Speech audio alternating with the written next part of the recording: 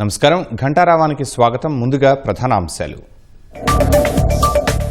రేపటి నుంచి 45 రోజుల పాటు ఇంటింటికి టీడీపీ, ప్రభుత్వ విజయాలను ప్రజల్లోకి తీసుకెళ్లాలన్న సీఎం.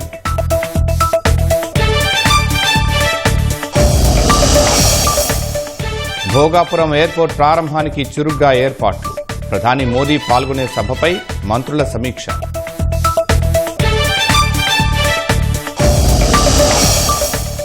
సరిహద్దు గ్రామాల అభివృద్ధికి పకడ్బందీ చర్య, వికసిత్ వైబ్రెంట్ విలేజ్ కార్యక్రమంలో ప్రధాని మోదీ.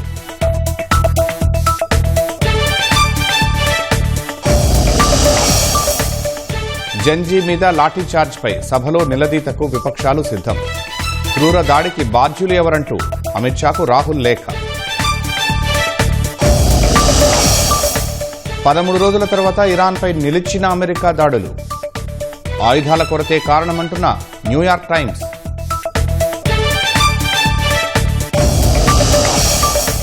వాయవ్య బంగాళాఖాతంలో వాయుగుండం మరికొన్ని గంటల్లో తీవ్ర రూపం దాల్చే అవకాశం.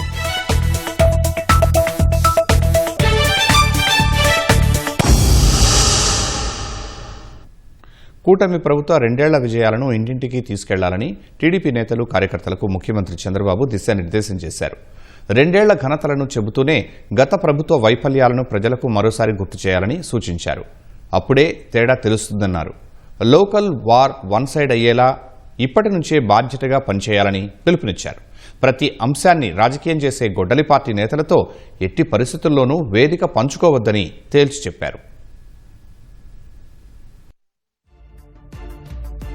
ప్రభుత్వ విజయాలను ప్రజల్లోకి తీసుకెళ్లే ఇంటింటికి తెలుగుదేశం కార్యక్రమం సోమవారం ప్రారంభమవుతుంది. 45 రోజుల పాటు రాష్ట్రంలోని ప్రతి ఇంటికి వెళ్లేలా ప్లాన్ చేశారు. కార్యక్రమ నిర్వహణపై మంత్రులు, ప్రజాప్రతినిధులు, నేతలు, కార్యకర్తలతో సీఎం చంద్రబాబు టెలికాన్ఫరెన్స్ చేశారు. ఎన్నికల సమయంలో ఓట్లు అడగడానికి వెళ్లినట్లే ఇప్పుడు అదే ఉత్సాహంతో ఇంటింటికి వెళ్లి హామీల అమలును వివరించాలని నిర్దేశించారు. ప్రభుత్వంపై ప్రజలకు ఏవైనా అపోహలు ఉంటే ఓపికగా నివృత్తి చేయాలని సూచించారు. పాలనలో పారదర్శకతను అర్థమయ్యేలా చెప్పాలన్నారు. యువత భవితను గతంలో గొడ్డల పార్టీ ఏ విధంగా నిర్వీర్యం చేసిందో వివరిస్తూనే కూటమి ప్రభుత్వం వచ్చాక యువత సంక్షేమానికి, ఆలోచనలకు ఇస్తున్న ప్రాధాన్యాన్ని తెలియజెప్పాలన్నారు. నిరంతరం ప్రజల్లో ఉంటూ వారితో కనెక్ట్ కావడం ద్వారా మాత్రమే ప్రత్యర్థుల కుట్రలు, తప్పుడు ప్రచారాలను సమర్థంగా తిప్పికొట్టగలమని చంద్రబాబు స్పష్టం చేశారు.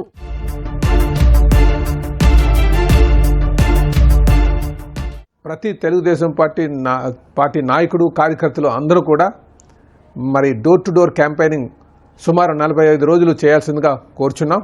మరి ఇందులో మనకి కేంద్రం అందిస్తున్నటువంటి సహాయాన్ని, అలాగే మిత్రపక్షాలు అందిస్తున్నటువంటి తోడ్పాటును కూడా తెలియజేస్తుందిగా కోరుచు ప్రతి ఒక్కరు కూడా, నాయకులందరూ కూడా పాల్గొని మనం సాధించుకున్నటువంటి విజయాల్ని అటు ప్రజల్లోకి తీసుకువెళ్ళి క్షేత్రస్థాయిలో మరి ప్రజలకు తెలియజేయాల్సిందిగా తెలియజేస్తున్నాం. స్థానిక ఎన్నికల్లో కూటమి విజయకేతనం ఎగరేయడమే లక్ష్యంగా కష్టపడి పనిచేయాలని చంద్రబాబు పిలుపునిచ్చారు. ఎన్నికల్లో అన్ని స్థానాలు కైవసం చేసుకునేలా బూత్ కన్వీనర్ల నుంచి రాష్ట్ర స్థాయి నేతల వరకు ప్రతి ఒక్కరూ బాధ్యతగా వ్యవహరించాలన్నారు. వెనక నడిచే అనుచరులు పార్టీకి అవసరం లేదని, సమస్యలకు పరిష్కారం చూపగలిగే సమర్థ నాయకులే కావాలని స్పష్టం చేశారు. లీడర్షిప్ క్వాలిటీస్ పెంచుకోవాలని సూచించారు. డబ్బులతో ప్రజాభిమానం పొందలేమనే నిజాన్ని గ్రహించి ప్రజలకు నిరంతరం అందుబాటులో ఉండాలని హితవు పలికారు. కూటమి ప్రభుత్వం మళ్లీ అధికారంలోకి రావడం ఖాయమన్న ధీమా ఉన్నప్పటికీ ఎక్కడా ఏమరపాటు పనికిరాదన్నారు. ప్రజలకు నచ్చని పనులు అస్సలు చేయవద్దని హెచ్చరించారు.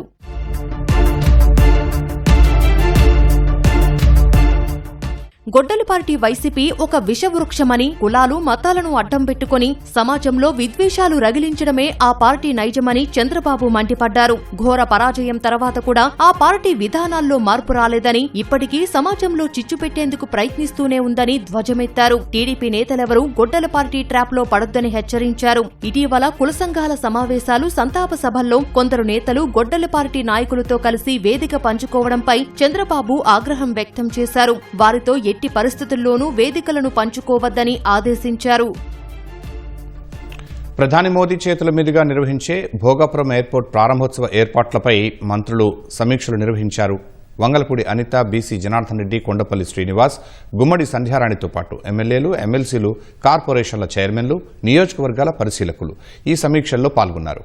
ప్రారంభ వేడుకకు ఉత్తరాంధ్రలోని అన్ని ప్రాంతాల నుంచి పెద్ద సంఖ్యలో ప్రజలు తరలివచ్చే అవకాశం ఉందని మంత్రులు అన్నారు. ఈ పరిస్థితుల్లో పార్కింగ్కు ఇబ్బందులు లేకుండా ప్రైవేట్ పార్కింగ్ ప్రదేశాలను ఎంపిక చేస్తున్నట్లు చెప్పారు. బహిరంగ సభకు వచ్చేవారికి ఉదయం టిఫిన్, మధ్యాహ్న భోజనం, తర్వాత స్నాక్స్ ఇవ్వాలని నిర్ణయించారు. వీవీఐపీ, వీఐపీతో పాటు మీడియాకు ప్రత్యేక కౌంటర్లు, రూట్లు ఏర్పాటు చేయాలని నిర్ణయం తీసుకున్నారు. ఉదయం 10:30కు ప్రధాని మోదీ కార్యక్రమం ప్రారంభమవుతుందని తెలిపారు. ఎయిర్పోర్ట్లో 13,000 మంది బాలికల థింసా నృత్యంతో ప్రధాని మోదీకి ఘన స్వాగతం పలకనున్నారు.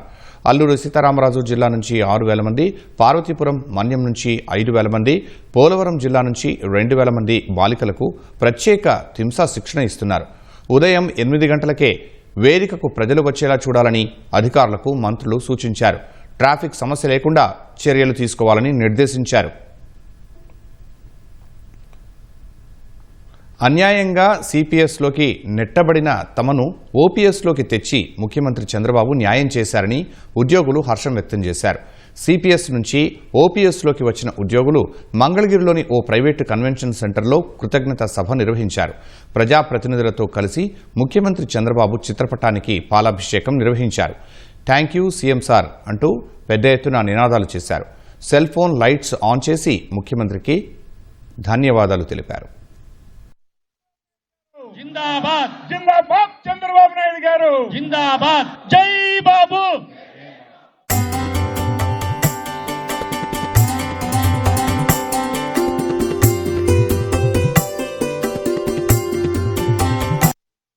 ఇరవై 23 సంవత్సరాల సుదీర్ఘ సంఘర్షణ, నిరీక్షణ సంతోషంగా మారిన వేళ వీటన్నిటికీ కారణము మన ప్రీతమ ముఖ్యమంత్రి వర్యులు నారా చంద్రబాబు నాయుడు గారు. ఆ రోజున నోటిఫికేషను 2003 ఇచ్చింది ఆయనే. అన్యాయంగా మేము సిపిఎస్లోకి నెట్టవేయబడిన ఆనాటి 11,000 మంది అందరు ఉద్యోగస్తులకి న్యాయం చేసినందుకు మరొకసారి ఆయనకి మేము కృతజ్ఞత అభినందన తెలియజేస్తూ థ్యాంక్ యూ సీఎం సార్. మేము నోటిఫికేషన్ ఇచ్చినప్పుడు, ఎగ్జామ్ రాసినప్పుడు, అలాగే మాకు సెలక్షన్ లిస్ట్ ఇచ్చినప్పుడు కూడా పాత పెన్షన్నే ఉంది. మాకు పోస్టింగ్స్ లేట్ అవ్వడం మూలంగా మేము న్యూ పెన్షన్లోకి రావడం జరిగింది. 20 ఇయర్స్గా మేము సిపిఎస్లో ఉండిపోయాము. కానీ ఈ రోజున మాకు న్యాయం చేశారు. ప్రభుత్వానికి మేము రుణపడి ఉంటాం. ఎన్నో ఏళ్ళుగా మేము ఎదురు చూస్తున్నట్టుగా ఓపీఎస్లోకి మార్చడం వల్ల మేమంతా కూడా చాలా ఆనందంగా ఉన్నాము. Thank you CM sir. మేము మాతో పాటు మా ఫ్యామిలీస్ అన్నీ కూడా చాలా హ్యాపీగా ఫీల్ అవుతూ ఉన్నాయి. పోయిన గవర్నమెంట్లో కూడా దీని మీద చాలాసార్లు రిప్రజెంటేషన్ ఇచ్చాం, కానీ ఆ గవర్నమెంట్లో పూర్తి కాలేదు. ఈ గవర్నమెంట్లో రిప్రజెంటేషన్ ఇచ్చాం. అదేవిధంగా సీఎం చంద్రబాబు గారు మా మీద చాలా దయ ఉంచి పాత పెన్షన్ ఇవ్వడం జరిగింది. సీఎం సార్, ఈరోజు 11,000 కుటుంబాల్లో మా ఆనందానికి కారణమైన మీకు మా మనస్ఫూర్తిగా కృతజ్ఞతలు. మీరు మాకందరికీ సిపిఎస్ నుంచి ఓపీఎస్ ఇచ్చినందుకు, ముఖ్యంగా మీరు మళ్ళీ మేము సీఎంగా చూడాలనుకుంటున్నాము. మీరు మాకు చాలా ఆర్థిక భరోసా ఇచ్చినందుకు ప్రత్యేక ధన్యవాదాలు. 2003లో నియమించిన నోటిఫికేషన్లో మాకు ఈ సిపిఎస్ అనేది లేదు. అపాయింట్మెంట్ ఆలస్యంగా అవడం వల్ల మేము సిపిఎస్లోకి ఎంటర్ కావాల్సి వచ్చింది. 20 సంవత్సరాలుగా మా 2003 డిఎస్సి ఫోరం చేస్తానే ఉంది పోరాటాలు.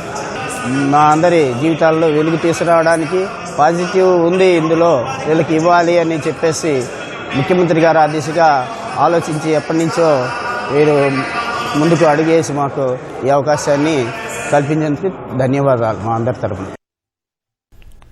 వాయువ్య బంగాళాఖాతంలో వాయుగుండం ఏర్పడింది. మరికొన్ని గంటల్లో తీవ్ర వాయుగుండంగా మారే అవకాశం ఉన్నట్లు విపత్తుల నిర్వహణ సంస్థ వెల్లడించింది.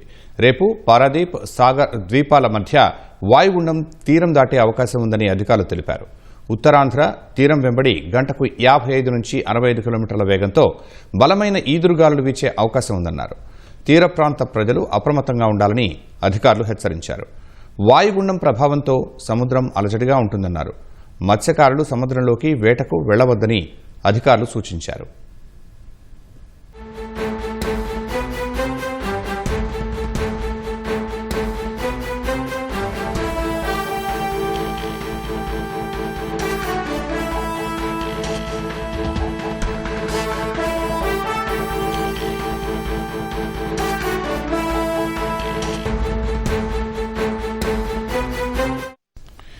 పరీక్షల నిర్వహణలో సంస్కరణలకు కేంద్రం చర్యలు చేపట్టింది. ఇన్ఫోసిస్ సహ వ్యవస్థాపకుడు నందన్ నీలేకని నేతృత్వంలో హైపవర్ టాస్క్ ఫోర్స్ను ఏర్పాటు చేస్తున్నట్లు ప్రధాని నరేంద్ర మోదీ ఇన్స్టాలో వీడియో పోస్ట్ చేశారు.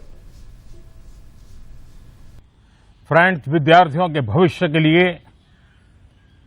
भारत सरकार लगातार अनेकविध कदम उठा रही है. जिन लोगों ने विद्यार्थियों के भविष्य के साथ खिलवाड़ किया वे जेलों में सड़ रहे हैं. हमने फास्ट ट्रैक कोर्ट बना चुके हैं. हम कल पार्लियामेंट के अंदर भी कठोर कानूनों के प्रावधान के साथ नया कानून बनाने की दिशा में भी आगे बढ़ रहे हैं. लेकिन हमें भविष्य के लिए सोचना है. हमारी परीक्षा पद्धति विश्वस्त हो, हमारी परीक्षा पद्धति ट्रांसपेरेंट हो, हमारी परीक्षा पद्धति में सबसे ज्यादा अब टेक्नोलॉजी का उपयोग हो. इन सारी बातों को ध्यान में रखते हुए विश्व प्रसिद्ध टेक्नोलॉजी एक्सपर्ट श्रीमान नंदन नीलेकनी जी के नेतृत्व में एक हाई पावर टास्क फोर्स बनाने का निर्णय किया है, जो एग्जामिनेशन रिफॉर्म की तरफ फोकस करेगा और जल्द से जल्द आने वाली परीक्षाओं की विश्वसनीयता को सुनिश्चित करने का काम इसके रिपोर्ट के आधार पर कर दिया जाएगा. बहुत बहुत धन्यवाद. నీట్ పేపర్ లీక్ వ్యవహారంలో నిరసనలు చేపట్టిన విద్యార్థుల పట్ల పోలీసుల తీరుపై పార్లమెంట్లో చర్చించాలని ఇండియా కూటమి పార్టీలు గట్టిగా పట్టుబట్టనున్నాయి. ఈ మేరకు సోమవారం పార్లమెంటు ఉభయ సభల్లోనూ ప్రభుత్వాన్ని నిలదీసేందుకు ప్రతిపక్షాలు సిద్దమయ్యాయి. ఇప్పటికే బాధ్యులపై కఠిన చర్యలు తీసుకోవాలని కోరుతూ ప్రతిపక్ష నేత రాహుల్ గాంధీ కేంద్ర హోంమంత్రి అమిత్ షాకు లేఖ రాశారు. శాంతియుతంగా నిరసన తెలుపుతున్న విద్యార్థులపై జరిగిన ఈ క్రూరమైన దాడికి ఎవరు బాధ్యులని లేఖలో ప్రశ్నించారు. మరోవైపు ఇదే అంశంపై సోమవారం నాటి సభా కార్యకలాపాలను నిలిపివేసి వెంటనే చర్చ చేపట్టాలని తృణమూల్ కాంగ్రెస్ రాజ్యసభ ఉపనేత సాగరిక ఘోష్ నోటీస్ అందజేశారు. ధర్మేంద్ర ప్రధాన్ రాజీనామాతో మొత్తం ముగిసిపోలేదని, విద్యార్థులకు పూర్తిస్థాయిలో న్యాయం జరిగే వరకు పోరాడతామని ప్రతిపక్షాలు స్పష్టం చేశాయి. ఢిల్లీ జంతర్ మంతర్ వద్ద శాంతియుతంగా నిరసన చేసిన విద్యార్థులపై దాడికి కేంద్ర హోంమంత్రి అమిత్ షా నైతిక బాధ్యత వహించాలని లోక్సభ ప్రతిపక్ష నేత రాహుల్ గాంధీ డిమాండ్ చేశారు. ఈ మేరకు ఆయన అమిత్ షాకు లేఖ రాశారు. విద్యార్థులపై పెల్లెట్ గన్లతో దాడి చేయడానికి ఎవరు అనుమతించారంటూ రాహుల్ ప్రశ్నించారు. నిరసనకారులను రక్షించడం, చర్చల ద్వారా వారి సమస్యలను పరిష్కరించడం ప్రభుత్వ బాధ్యత అని తన లేఖలో పేర్కొన్నారు. న్యాయమైన జవాబుదారీతనంతో కూడిన విద్యా వ్యవస్థ ఉండాలని యువత డిమాండ్ చేస్తోందని, వారి మాటలు వినాల్సింది పోయి విచక్షణారహితంగా దాడులకు పాల్పడ్డారని విమర్శించారు. సాధారణ దుస్తుల్లో ఉండి విద్యార్థులపై దాడులు జరిగినట్లు కొన్ని వీడియోలు బయటకు వచ్చాయని, లాఠీలతో విద్యార్థులను కొట్టిన వ్యక్తులు పోలీసు సిబ్బందా లేక వాలంటీర్లా అని నిలదీశారు. వారిని మోహరించడానికి ఎవరు అనుమతి ఇచ్చారని రాహుల్ ప్రశ్నించారు. ఈ మొత్తం వ్యవహారంపై దేశ ప్రజలు సమాధానం కోరుకుంటున్నారని రాహుల్ గాంధీ తన లేఖలో పేర్కొన్నారు. గతంలో సరిహద్దు ప్రాంతాలు అభివృద్ధికి ఆమడు దూరంలో ఉండేవని ప్రధాని నరేంద్ర మోదీ అన్నారు. తమ హయాంలో సరిహద్దు గ్రామాల అభివృద్ధికి అన్ని చర్యలు చేపట్టినట్లు వెల్లడించారు. వికసిత్ వైబ్రెంట్ విలేజ్ కార్యక్రమంలో భాగంగా వీడియో కాన్ఫరెన్స్ ద్వారా మాట్లాడారు. గత ప్రభుత్వాల హయాంలో సరిహద్దు గ్రామాలను చివరి గ్రామాలుగా విభజించేవారని తెలిపారు. ఆ ఆలోచన విధానాన్ని తాము పూర్తిగా మార్చేశామని చెప్పారు. సరిహద్దు గ్రామాలను భారత్ మొట్టమొదటి గ్రామాలుగా గుర్తించి మౌలిక సదుపాయాలు సహా అభివృద్ధి కార్యక్రమాలు చేపడుతున్నట్లు ప్రధాని మోదీ వివరించారు. सुनील जी, आपसे बात करके लगा कि सीमावर्ती गांव चाहे राजस्थान का हो, कश्मीर का हो, हिमाचल का हो या फिर नॉर्थ ईस्ट का, हर जगह का युवा एक ही तरह से सोचता है. हमारे सीमावर्ती गांव के लोग भौगोलिक तौर पर भले ही दूर दिखे पर भावनात्मक तौर पर देश से बहुत ज्यादा जुड़े हैं.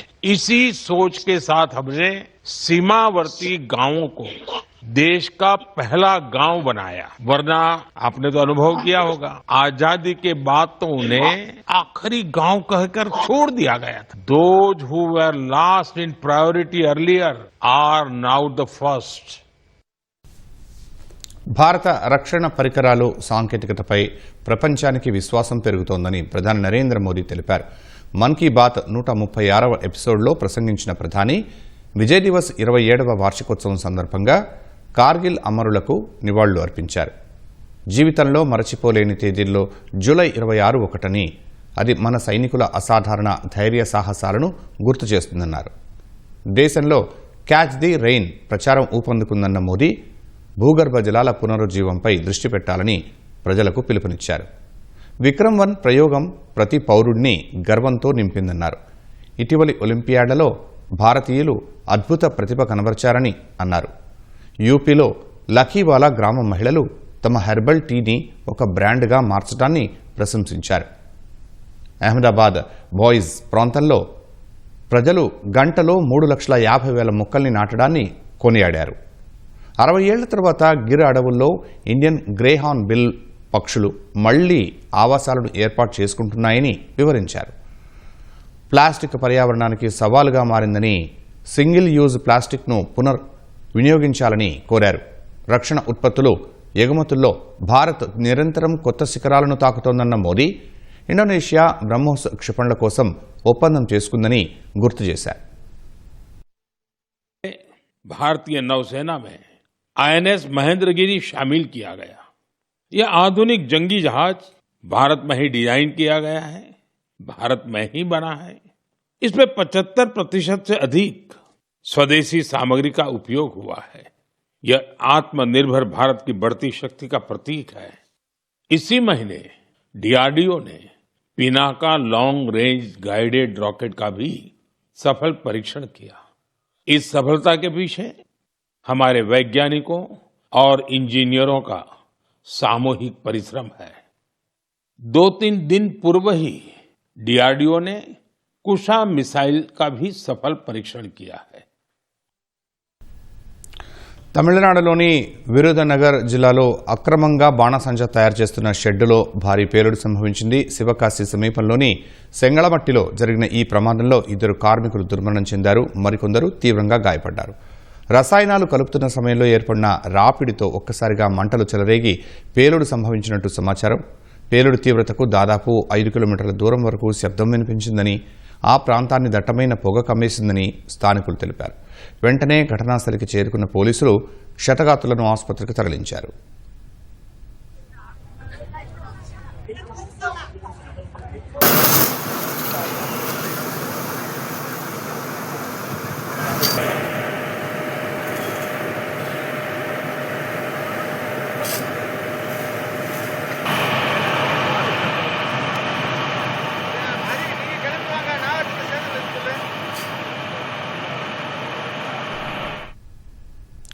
ఇరాన్ యుద్ధాన్ని ముగించాలని అమెరికా అధ్యక్షుడు డొనాల్డ్ ట్రంప్ కోరుకుంటున్నట్లు తెలుస్తోంది. అధ్యక్షుడి ఆదేశాలకు అనుగుణంగానే ఇరాన్లో ప్రస్తుతానికి సైనిక చర్యలను అమెరికా సైన్యం నిలిపివేసినట్లు ప్రచారం జరుగుతోంది. అయితే యుద్ధంలో ఇరాన్ ఏమాత్రం వెనక్కి తగ్గకుండా పోరాటమే ఇందుకు కారణంగా తెలుస్తోంది. ఇరాన్ ప్రతీకార చర్యలతో యుఎస్ సెంట్రల్ కమాండ్ వద్ద పేట్రియాట్ క్షిపణులు, థాడ్ గగనతల రక్షణ వ్యవస్థల నిల్వ తీవ్రంగా తగ్గినట్లు అమెరికన్ మీడియా తెలిపింది.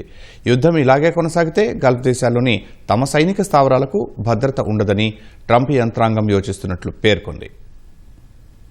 ఇరాన్తో ఉద్రిక్తతల నేపథ్యంలో అమెరికా తన దూకుడును తాత్కాలికంగా తగ్గించుకున్నట్లు తెలుస్తోంది. ఇరాన్పై సైనిక చర్యలను తీవ్రతరం చేయాలన్న ఆలోచన నుంచి అధ్యక్షుడు ట్రంప్ ప్రస్తుతానికి వెనక్కి తగ్గినట్లు సమాచారం. సీనియర్ సలహాదారులు, సైనికాధికారులతో కీలక సమావేశం తర్వాతే ఈ నిర్ణయం తీసుకున్నట్లు తెలుస్తోంది. అమెరికా దళాలు స్థావరాల భద్రత కోసం గగనతల రక్షణ వ్యవస్థలను భారీగా ఉపయోగిస్తూ ఉండటంతో వారి క్షిపణుల నిల్వలు వేగంగా అడుగంటుతున్నాయని సైనికాధికారులు ట్రంప్ ఎదుట ఆందోళన వ్యక్తం చేసినట్లు ది న్యూయార్క్ టైమ్స్ వెల్లడించింది. ఇరాన్ 20,000 నుంచి $50,000 విలువైన చౌకైన డ్రోన్లను భారీ సంఖ్యలో వాడుతూ ఉండగా వాటిని నేలకూల్చేందుకు అమెరికా వినియోగిస్తున్న ఒక్కో ఇంటర్సెప్టర్ క్షిపణి ధర మాత్రం ఏకంగా $1.5 మిలియన్ పైమాటే ఉంది. ఇక గల్ఫ్ దేశాల్లోని అమెరికా స్థావరాలపై ఇరాన్ దాడులు పెరగడంతో వాటిని రక్షించేందుకు పేట్రియాట్ ఇంటర్సెప్టర్లను విపరీతంగా వాడాల్సి వచ్చింది. ఫలితంగా పశ్చిమాసియాలో ఆపరేషన్లను పర్యవేక్షించే యుఎస్ సెంట్రల్ కమాండ్ వద్ద ఈ నిల్వలు గణనీయంగా తగ్గిపోతున్నాయని joint chiefs of staff chairman general Dan Caine హెచ్చరించినట్లు అంతర్జాతీయ మీడియా పేర్కొంది. యుద్ధాన్ని సాగదీయడం కంటే దౌత్య మార్గాల ద్వారానే సమస్యను పరిష్కరించుకోవడానికి ట్రంప్ ప్రాధాన్యత ఇస్తారని White House communications director Steven Cheung స్పష్టం చేశారు. అయితే గల్ఫ్ దేశాలపై ఇరాన్ దాడులు కొనసాగిస్తే మాత్రం అమెరికా ధీటుగా స్పందిస్తుందని హెచ్చరించారు. ఈ సంక్షోభానికి తెరదించేందుకు మధ్యవర్తిత్వం వహించాలని ఖతార్, పాకిస్తాన్ దేశాలను అధ్యక్షుడు ట్రంప్ కోరినట్లు సమాచారం. నవంబర్లో అమెరికాలో మధ్యంతర అధ్యక్ష ఎన్నికలు జరగనున్నాయి. ఇతర దేశాల యుద్ధాల్లో తలదూర్చబోనని ఎన్నికల సమయంలో హామీ ఇచ్చిన ట్రంప్ అందుకు విరుద్ధంగా ఇరాన్ యుద్ధాన్ని మొదలుపెట్టడం ఇప్పటికే అమెరికన్లలో అసంతృప్తిని నింపింది. యుద్ధాన్ని సాగదీయడంతో పాటు ఇంధన ధరల పెరుగుదల ట్రంప్నకు వ్యతిరేకంగా మారే ప్రమాదం ఉంది. ఈ పరిణామాల మధ్య యుద్ధాన్ని ముగించాలని ట్రంప్ కోరుకుంటున్నట్లు సమాచారం. బోనాలు అంటే టక్కున గుర్తొచ్చేది హైదరాబాద్. ఆషాఢ మాసంలో నగరం అంతటా ఎంతో వైభవంగా బోనాలు నిర్వహిస్తారు. అక్కడి నుంచి మెల్లగా విజయవాడకు బోనాలు కనెక్ట్ అయ్యాయి. కొన్నేళ్లుగా బెజవాడ దుర్గమ్మకు బోనం సమర్పించడం ఆనవాయితీగా మారింది. హైదరాబాద్ మహంకాళి జాతర కమిటీ వారి బంగారు బోనం రాకతో విజయవాడ మురిసింది. మహిళల కోలాటాలు, జోగినీల నృత్యాలు, పోతురాజుల ప్రదర్శనలు, తీన్మార్ డాన్స్లతో హోరెత్తింది. తెలంగాణ నుంచి వరుసగా 17వ సంవత్సరం బెజవాడ దుర్గమ్మకు బోనం వచ్చింది. భాగ్యనగర్ మహంకాళి బోనాల ఉత్సవాల ఉమ్మడి దేవాలయాల కమిటీ ఆధ్వర్యంలో కనకదుర్గమ్మకు బంగారు బోనం సమర్పించారు. ఆషాఢమాసం తొలి ఆదివారం బంగారు బోనం తీసుకురావడం గత 17 ఏళ్లుగా ఆనవాయితీగా వస్తోంది. సుమారు 2000 మంది భక్తులు బంగారు బోనంతో విజయవాడకు తరలివచ్చారు. పాతబస్తీ జమ్మితొట్టి చెట్టు వద్ద అమ్మవారికి, దేవతామూర్తులకు దుర్గగుడి అర్చకులు ప్రత్యేక పూజలు చేశారు. బంగారు బోనం వెంట వచ్చిన వారంతా ఈ పూజల్లో పాల్గొన్నారు.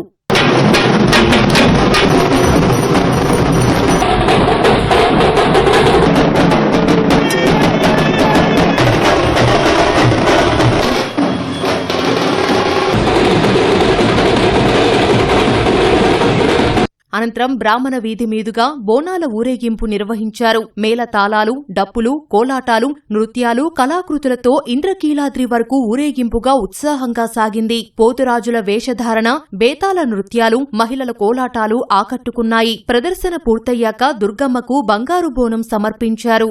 ఉమ్మడి దేవాలయ ఊరేగింపు కమిటీ వాళ్ళ ఆధ్వర్యంలో గత 17 సంవత్సరాల నుంచి ఇక్కడ అమ్మవారికి ఆనవాయితీగా ప్రతి సంవత్సరం తప్పకుండా ఇక్కడ బంగారు పాత్రలో బోనాన్ని సమర్పించుకోవడం అనేది ఒక ఆనవాయితీగా వస్తుందన్నమాట. ముందుగా రాష్ట్ర ప్రజలందరూ బాగుండాలని మనస్ఫూర్తిగా కోరుకుంటున్నాను. సకాలంలో వర్షాలు మంచిగా పడి పాడి పంటలు, గొడ్డు గోదాలు అన్నీ మంచిగా ఉండాలని మనస్ఫూర్తిగా కోరుకుంటున్నాను. సకాలంలో వర్షాలు పడాలి, పాడి పంటలు మంచిగా ఉండాలి, ఇరు రాష్ట్రాల ప్రజలందరూ సుఖ సంతోషాలు ఉండాలి. అమ్మ దయ ఉంటే అన్ని ఉన్నట్టే. కాబట్టి 360 రోజు అమ్మ కాపాడుతుంది. ఈ ఆషాఢ మాసంలో ప్రతి ఏటా ఆనవాయితీకి 16 సంవత్సరాల నుంచి బంగారు పాత్రలో అమ్మవారికి నైవేద్యం తీసుకొచ్చి కనకదుర్గ టెంపుల్కు సమర్పించడం జరుగుతుంది. సమర్పించడంలో మాకెంతో ఆనందంగా, ఎంతో ఉత్సాహంగా ఉంది. ఇలాగే మేము లైఫ్లో ఉన్న రోజులు అమ్మవారికి నైవేద్యం పెట్టే అదృష్టం మాకు కలిగిస్తే చాలా సంతోషపడింది. ఈసారి ప్రత్యేకత అంటే ఒకటి, ప్రతిసారి బంగారు బోనం ఒకటే ఉంటుండే. ఈసారి బంగారు బోనం, వెండి బోనం 4 బోనాలతో 4 అవికలతో తీస్తున్నామండి. భాగ్యనగర్ మహంకాళి బోనాల ఉత్సవాల ఉమ్మడి దేవాలయాల కమిటీ సభ్యులకు ఆలయ మర్యాదలతో అమ్మవారి దర్శనం చేయించారు. వేద పండితులు ఆశీర్వదించి ప్రసాదాలు అందజేశారు. కామన్వెల్త్ క్రీడల్లో భారత్ ఖాతాలో మరో పతకం చేరింది. పురుషుల వెయిట్ లిఫ్టింగ్ 60 కేజీల విభాగంలో రిషికాంత్ సింగ్ రజత పతకం సాధించాడు. మణిపూర్కు చెందిన Rishikant Singh snatch, clean and jerk విభాగాల్లో మొత్తం 264 కిలోల బరువునెత్తాడు. స్నాచ్లో 121 కిలోల బరువు ఎత్తి కామన్వెల్త్ గేమ్స్ రికార్డును రిషికాంత్ సమన్ చేశాడు. అయితే క్లీన్ అండ్ జర్క్ తొలి ప్రయత్నంలో 143 కిలోల బరువును ఎత్తిన అతడు తదుపరి 2 ప్రయత్నాల్లో విఫలమయ్యాడు. మలేషియాకు చెందిన మహమ్మద్ అనీక్ కస్తాన్ స్నాచ్లో 121 కిలోల బరువును ఎత్తాడు. క్లీన్ అండ్ జర్క్లో మాత్రం 152 కిలోల బరువునెత్తి రికార్డు సృష్టించాడు. మొత్తంగా 273 కిలోల బరువెత్తి కస్తాన్ పసిడి పతకాన్ని సాధించాడు. కెన్యాకు చెందిన జాషువా అముంగా 260 కిలోల బరువును ఎత్తి కాంస్య పతకం సొంతం చేసుకున్నాడు.